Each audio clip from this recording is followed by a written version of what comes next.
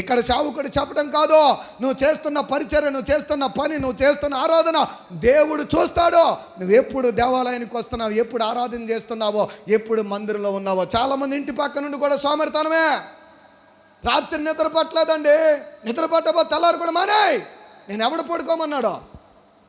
రాత్రి నిద్ర పట్టలే, రాత్రి మేలుకు రాలే, రాత్రి రాలే, తెల్లారి వస్తుంది, తర్వాత నీ ఇంట్లో దరిద్రం వస్తుంది. నీకోసం నేను ఆడవలేక సావాలి. ఒకవేళ నిద్ర వస్తలేదా, నిద్ర పట్టలేదా, మానేయ్. ప్రార్థన ఆరాధన అయిన తర్వాత చేద్దామనుకో. ఒక సిద్ధపాటు ఉండాలి. ఒక దీవెన రావాలంటే ఊరికనే రాదు. ఒక ఐఏఎస్ ఆఫీసర్ అవ్వాలంటే ఎలా చదవాలో తెలుసా? ఒక జిల్లా కలెక్టర్ అవ్వాలంటే అందరిలాగా చదివితే కుదరదు. అందరిలాగా సెల్ ఫోన్ చూస్తే కుదరదు. అందరిలాగా పార్టీలు ఫంక్షన్లు అంటే కుదరదు. ఐఏఎస్ అవ్వాలనే పట్టుదల ఉన్నటువంటి స్టూడెంట్ ఎలా చదువుతాడో తెలుసండి? రోజుకి 18 గంటలు చదువుతాడంట. ఎన్ని గంటలు?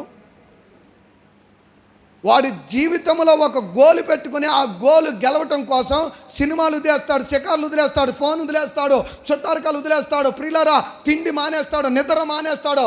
6 గంటలే తిన్నా పడుకున్న 6 గంటలే ఉన్న 18 గంటల పుస్తకాలు చదువుతాడు. అందుకుని ఆ చదివిన దానికి కొన్ని వేల మంది మీద అధికారిగా ఉంటాడు, కొన్ని లక్షల మంది ప్రజల మీద అధికారిగా ఉంటాడు. ఎందుకో తెలుసా? ముందు తాను చేయవలసిన త్యాగం చేస్తాడు. నిద్ర త్యాగం చేస్తాడు, తిండి త్యాగం చేస్తాడు, సినిమాలు త్యాగం చేస్తాడు, వ్యర్థమైన షికారులు త్యాగం చేస్తాడు, పనికి మాలిన స్నేహితులను వదిలేస్తాడు. నేనేమైనా సరే ఐఏఎస్ అవ్వాలనేటువంటి పట్టుదల ఉంటుంది. 18 గంటలు చదువుతాడు. కాబట్టి ఒక జిల్లాకు అధికారి అవుతాడు. కొన్ని వేల మంది ఉద్యోగస్తుల మీద అధికారిగా ఉంటాడు. కొన్ని లక్షల మంది ప్రజలకు దీవెనకరంగా ఉంటాడు. ఎప్పుడో తెలుసా? ముందు తన్ను తాను చంపుకోగలగాలి. నువ్వు ఎప్పుడు దీవించబడతావో తెలుసా? దేవుని కొరకు నీ నిద్ర చంపుకుంటే, దేవుని కొరకు నీ తిండి చంపుకుంటే, దేవుని కొరకు నీ ఆశలు చంపుకుంటే, దేవుని కొరకు నీ కోరికలు చంపుకుంటే, దేవుని కొరకు నువ్వు ఏదైతే నీకు ఆశ కలుగుతుందో దాన్ని ఎప్పుడైతే చంపుతావో అప్పుడు దేవుడు నిన్ను కూడా అనేకులకు దీవెనకరంగా ఉంచుతాడు.